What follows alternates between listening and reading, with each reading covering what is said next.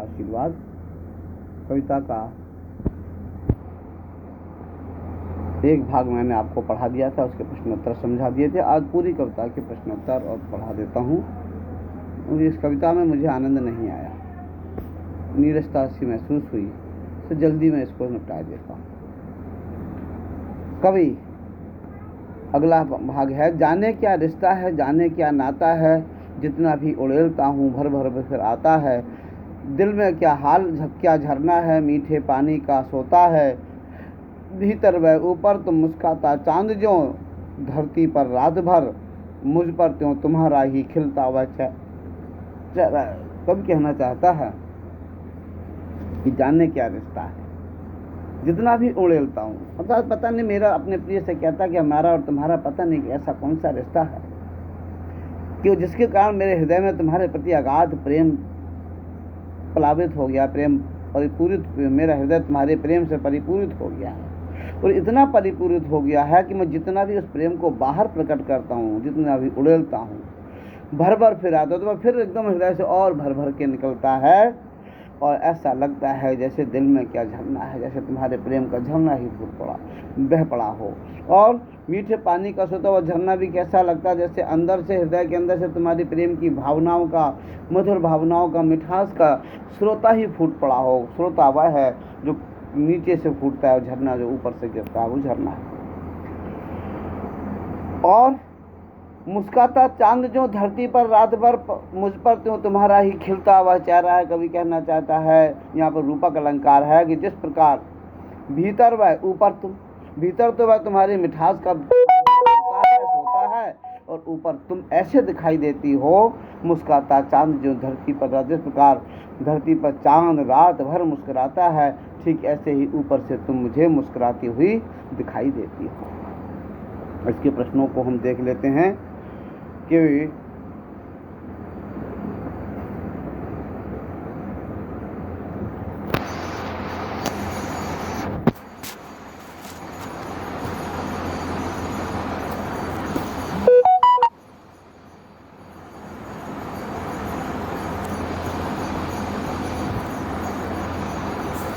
इसमें हम चल रहे थे तो देख लेते हैं।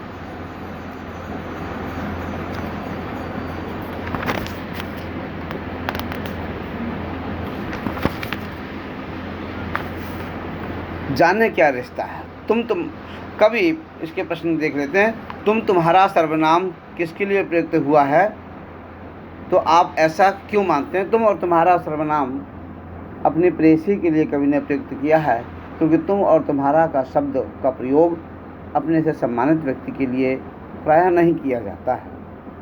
यह स्वाभाविक है, कोई युवक या पुरुष अपनी प्रेमिका से प्रेम से अधिक प्रभावित होता है, अभिभूत होता है, वह उसके प्रेम का स्पर्श भीतर तक अनुभव करता है।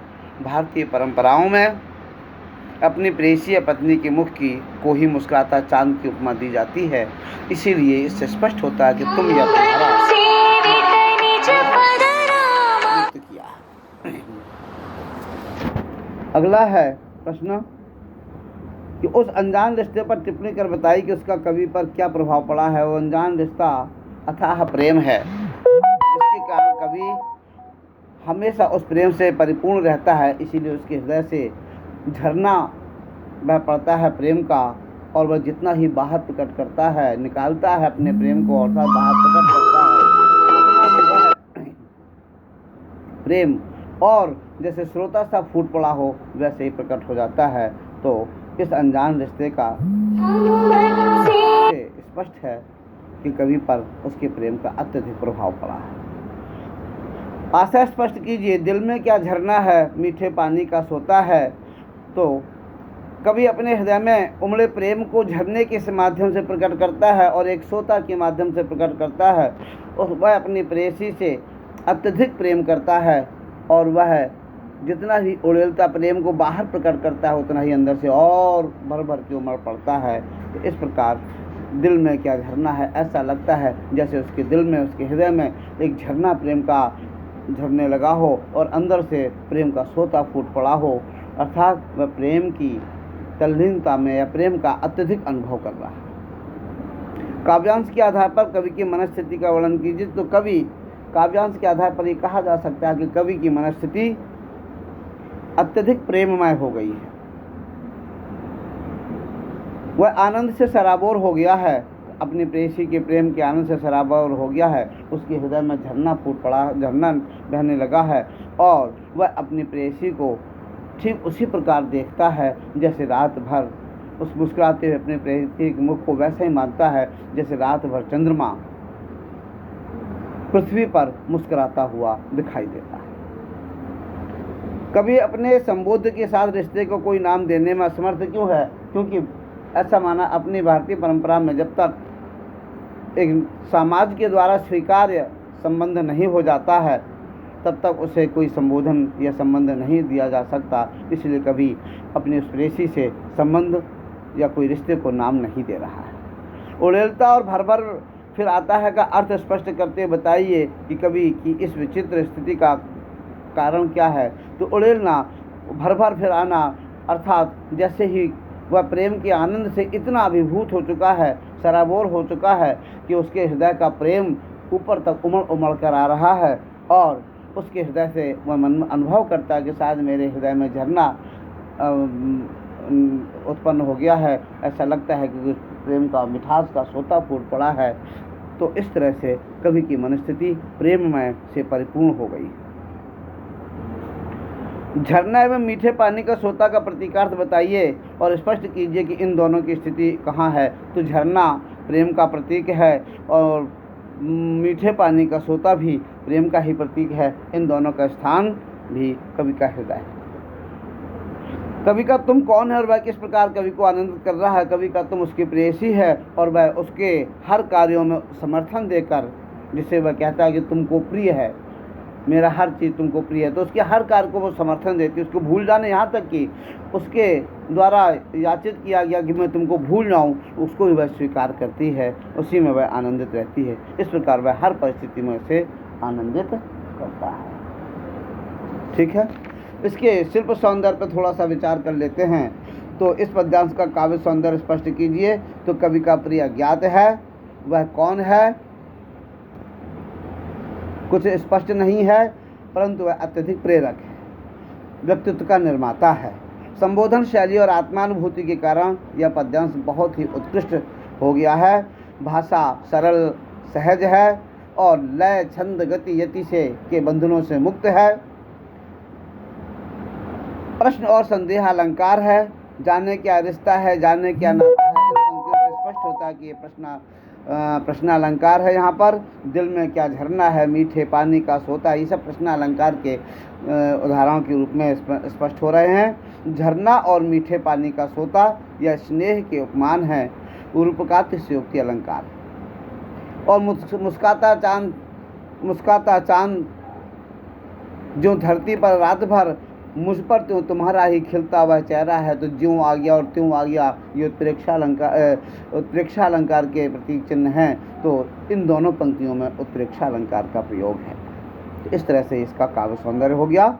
आगे देखते हैं। सचमुच मुझे दंड दो कि भूलूं मैं तुम्हें भूल जाने की दक्षिण ध्रुवी अंधकार अमावस्या,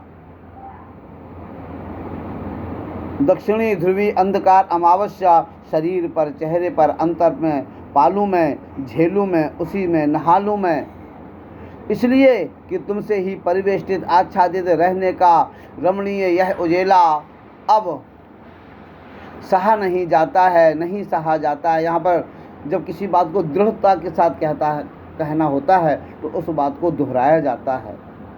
नहीं, ऐसा नहीं करना है, ऐसे बोलते हैं ना। तो जिस बात को बड़ी दृढ़ता के साथ, कठोरता के साथ मनवाना होता है या अपनी बात रखनी होती है, अपनी बात कहनी होती है, तो उसे पुनः थोड़ा सा परिवर्तन करके बार बार कहा जाता है। तो वही कवि ने यहाँ पर प्रयोग किया है कि सहा नहीं जाता है, नहीं सहा जाता है। ममता के बादल की मंडराती कोमलता भीतर पिराती है, कमजोर और अक्षम।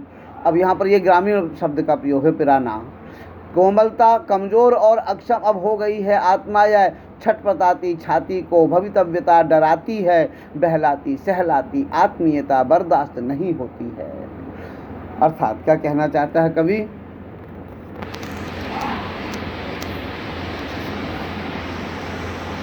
आत्मीयता बर्दाश्त नहीं होती है, सचमुच मुझे दंड दो।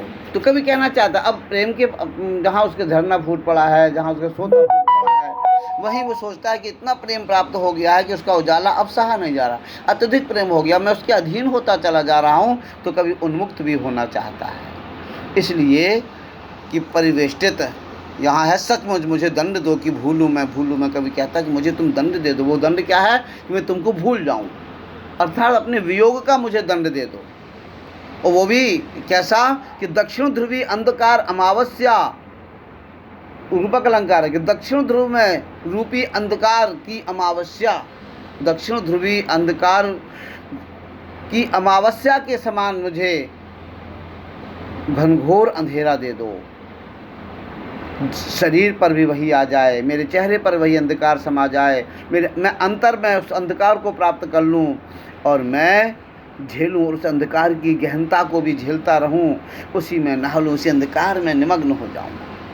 क्यों कि मैं कुछ पल तुम्हारे उस प्रेम के उजाले से मुक्त होना चाहता हूँ, इसलिए कि तुमसे ही परिवेष्टित आच्छादित रहने का रमणीय यह उजेला अब सहा नहीं जाता है, नहीं सहा जाता है। कभी कहना चाहता, तुम्हारी प्रेम की इतनी पराकाष्ठा हो गई है कि तुम्हारे प्रेम से, तुमसे आच्छादित यह रमणीय उजेला, अर्थात तुम्हारे प्रेम का मधुरतम उजेला प्रकाश अब मुझसे यह सहा नहीं जा रहा है, अर्थात मुझे लगता है कि जैसे मैं अक्षम होता जा रहा हूँ, अब तुम्हारे प्रेम के इस प्रकाश में मैं रह नहीं पा रहा हूँ। ममता के बादल की मंडराती कोमलता भीतर पिराती है, तुम्हारा जो ममत्व है, जो तुम्हारा प्रेम है, उसकी जो कोमलता है वह मेरे अंदर ही अंदर मुझे साल रही है, वेदना दे रही है कि मैं तुम्हारी इस कोमलता को सहन नहीं कर पा रहा हूँ। अब मैं कुछ पल के लिए मुक्त होना चाहता हूँ। कमज़ोर और अक्षम अब हो गई है आत्मा, यह तुम्हारे प्रेम के वशीभूत होकर मेरी आत्मा कमज़ोर होती जा रही है। मैं अपने विषय में कुछ सोच ही नहीं पा रहा हूँ। मुझे ऐसा लगता जैसे मैं अब तुम्हारे बिना कुछ कर नहीं पाऊँगा, अर्थात तुम्हारी पराधीनता सी आती जा रही है। मैं अपना आत्मनिर्भरता, आत्मा का कमज़ोर होना क्या कि आत्मनिर्भरता खोता जा रहा हूँ। और छटपटाती छाती को भवितव्यता डराती है, बहलाती सहलाती आत्मीयता बर्दाश्त नहीं होती है। और मुझे जब भविष्य की याद आती है कि मैं आगे लगता है कि तुम्हारे बिना कुछ नहीं कर पाऊँगा, तो मेरी छाती फट पड़ती है, अर्थात वेदना हो उठती है कि तुम्हारा यह बहलाना, यह सहलाना, यह आत्मीयता, यह आत्मा अपना प्रेम प्रकट करना अब मुझसे ये बर्दाश्त नहीं होता है। इसके प्रश्नों को देख लेते हैं हम कि कवि कौन सा दंड पाना चाहता है और क्यों। तो कवि अपनी प्रेयसी को भूल जाने का दंड पाना चाहता है, और इसलिए क्योंकि वह उन्मुक्त होना चाहता है। कुछ पल के लिए वह अपने प्रेम से उन्मुक्त होना चाहता है, क्योंकि उसकी प्रिया की ममता कोमलता पाकर उसकी आत्मा कमज़ोर हो गई है, इसलिए वह भूल जाने का दंड पाना चाहता है। कवि के लिए अपनी प्रिया को भूलने का दुख कैसा होगा, तो कवि के लिए अपनी प्रिया को भूलने का दंड देखो यहीं से देखेंगे आप। दक्षिणी ध्रुवी अंधकारमयी अमावस्या, दक्षिण ध्रुव की घनघोर अंधकारमयी अमावस्या के समान होगा। ठीक है ना। कौन सा रमणीय उजाला कवि के लिए असहनीय है, अपनी प्रेयसी के प्रेम का रमणीय उजाला उसे असहनीय हो गया है। कवि को कौन सी भावना पीड़ा देती है, तो कवि को कौन सी भावना पीड़ा देती है, तो आगे इसी पद में देखेंगे। देखिए, ममता के बादल की मंडराती कोमलता, जो ममता उसका प्रेम है कवि की प्रिया की, कवि को निरंतर आत्मीयता और उसकी कोमलता की भावना कवि के हृदय में छटपटाहट पैदा करती है। अगला देखें, कवि कैसी कमजोरी अनुभव करता है। कवि अपना आप को अपनी प्रिया के बिना असहाय का अनुभव कर रहा है कि यदि जब मैं प्रिया के बिना रहूँगा तो रह नहीं पाऊँगा, मुझ में ऐसी कमजोरी आ जाएगी, मेरी आत्मनिर्भरता खत्म हो जाएगी। कवि इस प्रकार कमजोरी अनुभव कर रहा है। कवि भविष्य के प्रति क्यों आशंकित है, तो उसका भी यही प्रश्न है, क्योंकि उसे लगता है कि भविष्य में यदि मैं इतना प्रेम में तल्लीन हो जाऊँगा, उसके इतने पराधीन हो जाऊँगा, उसके प्रेम के पराधीन होता जाऊँगा, अधीन होता जाऊँगा, तो मेरा आगे का जीवन निश्चित ही उसके वियोग में जीना कठिन हो जाएगा। और इसके कुछ प्रश्न क्या कहते हैं, भाव सौंदर्य संबंधी या सौंदर्य बोध संबंधी प्रश्नोत्तर देख लीजिए। भाव सौंदर्य स्पष्ट करना, तो भाव मैंने बता दिया, कवि का पूरी कविता का एक ही है। कवि का प्रिय अज्ञात है, वह कौन है यह रहस्य बना हुआ है। अत्यंत प्रेरक है, लेकिन तो वह उसका प्रेरक है, प्रेरणादाता है और उसका सर्वस्व है। सहा नहीं जाता है, नहीं सहा जाता है, ये 2 बार इसी वाक्य को दोहराना, अर्थात अपनी बात को दृढ़ता के साथ प्रकट करना चाहता है। और अत्यधिक मोह ममता में मनुष्य की आत्मा दुर्बल हो जाती है, इसलिए वह उस प्रेम से कुछ पलों के लिए उन्मुक्त होना चाहता है। और इसका शिल्प सौंदर्य कविता संबोधन शैली में कही गई है, और इसमें लय, छंद, यति, गति के बंधनों से कविता मुक्त है, अतुकांत है। और अनेक शब्द ऐसे हैं जो इसमें संस्कृत शब्दों का प्रयोग होते हुए भी बीच बीच में पिराती है, सहलाती है, ये ग्रामीण या लोक भाषा के शब्दों का प्रयोग किया गया है। और इसके इन वाक्यों में मुस्काता, दक्षिणी ध्रुवीय अंधकार, अमावस्या, इसमें भी रूपक अलंकार का प्रयोग है। और आत्मीयता और कोमलता नामक भावनाओं का मानवीकरण किया गया है। और अनेक जगह पर वर्णों की आवृत्ति होने से इस कविता में अनुप्रास अलंकार का सुंदर प्रयोग है। अगला शेष थोड़ा सा रह गया, मैं पढ़ाई देता हूँ।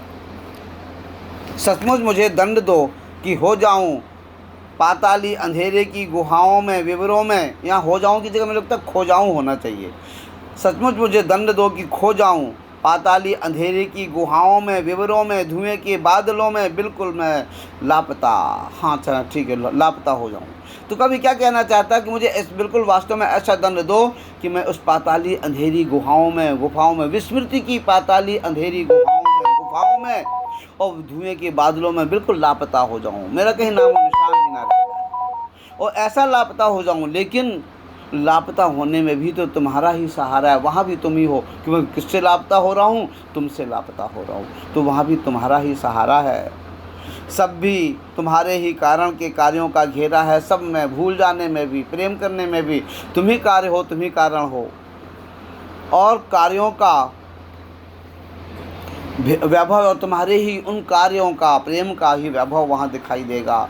अब तक तो जिंदगी में जो कुछ था, जो कुछ है, सहर्ष स्वीकारा है, कवि कहना चाहता है। इसलिए लापता कि वहाँ भी तुम्हारा ही सहारा है, इसलिए कि जो कुछ भी मेरा है या मेरा सा होता लगता है, कवि कहना चाहता है कि मैं क्यों, वहाँ भी तुम्हारा ही सहारा है, क्योंकि मेरा भूल जाना या जो कुछ भी मेरा सा लगता है, मेरा है या मेरे होने का संभावना है, वह सब तुमको प्रिय है या तुम्हारे कारण ही तो है। क्योंकि कवि ने अपने सर्वस्व उसी को माना, प्रेरक प्रेरणा उसी को माना है, तो वो कहता है भूल जाने में भी तुम्हारी प्रेरणा है, प्रेम करने में भी तुम्हारी प्रेरणा है, मेरी हर उपलब्धियों अनुपलब्धियों में भी तुम्हारी प्रेरणा है, सुख दुख को सहन करने की भी तुम्हारी प्रेरणा है। अर्थात तुम ही कार्य हो, तुम ही कारण हो, तुम ही मेरे समस्त कार्यों का वैभव हो। अब तक तो ज़िंदगी में जो कुछ था, जो कुछ है, सहर्ष स्वीकारा है, इसीलिए मैंने, क्योंकि सब मेरा तुमको प्रिय है, इसलिए जो कुछ था, जो कुछ है, जो कुछ होने वाला है, वह सब मैंने सहर्ष स्वीकार कर लिया है, इसलिए कि जो कुछ भी मेरा है वह तुम्हें प्यारा है, क्योंकि मेरा हर स्थिति तुमको प्रिय है। इसके प्रश्न देख लेते हैं। कवि दंड क्यों पाना चाहता है, तो कवि इसलिए दंड पाना चाहता है कि वह प्रिया के बिना अकेले रहना, आत्मभर निर्भर होने का अभ्यास करना चाहता है। अगला प्रश्न, कवि के जीवन में अपनी प्रिया का क्या स्थान है, तो कवि के जीवन में अपनी प्रिया का सर्वश्रेष्ठ स्थान है, क्योंकि वह उसी को अपनी प्रेरणा मानता है, उसी को अपना प्रेरक मानता है। कवि दंड के रूप में क्या चाहता है और क्यों, कवि दंड के रूप में यहाँ देखिए अंधकारमयी अमावस्या की अंधकार में डूब जाना चाहता है, घनघोर अंधकार में, या उसका वियोग चाहता है। कवि जीवन के हर सुख दुख को क्यों सहर्ष स्वीकार करता है, क्योंकि उसकी प्रेयसी को उसका हर सुख दुख, उपलब्धि अनुपलब्धि सब कुछ उसकी प्रियतमा को उसका प्रिय है, इसीलिए वह सुख दुख को सब कुछ सहर्ष स्वीकार करता है। इसके भी सौंदर्य बोध संबंधी प्रश्नोत्तर देख लें तो कवि अपने प्रिय के प्रति इतना आश्वस्त और मुग्ध और समर्पित है कि वह उसके उपकार क्षेत्र से दूर जाकर भी स्वयं को उसके प्रति कृतज्ञ मानता है। वह प्रिय से पूर्णतया अभिभूत और आच्छादित है कवि के प्रेम में अत्यंत गहराई है। और जो मैंने पहले बताया है शिल्प सौंदर्य में, तो वही है कवि का प्रिय ज्ञात है, बिल्कुल पहले जैसा ही है। संबोधन शैली है और भाषा निर्झर के समान प्रवाहमयी है तथा लय यति गति छंदों के बंधनों से मुक्त है। धारा प्रवाह शैली के कारण अल्प विरामों या वाक्यांशों की श्रृंखला से बनती चली गई है। संस्कृतनिष्ठ शब्दों के बीच कहीं कहीं लोक भाषा के शब्दों का भी प्रयोग किया गया है और अनेक जगह मानवीयकरण अलंकार का भी प्रयोग किया। इस तरह से ये पूरी कविता हुई और मैंने आपको इसके अर्थ संबंधित प्रश्नोत्तर भी समझाए और मैं अभी आपको प्रश्न और प्रश्नों के उत्तर भी भेज दूंगा। हरिओम, नमो नारायण, सभी को आशीर्वाद।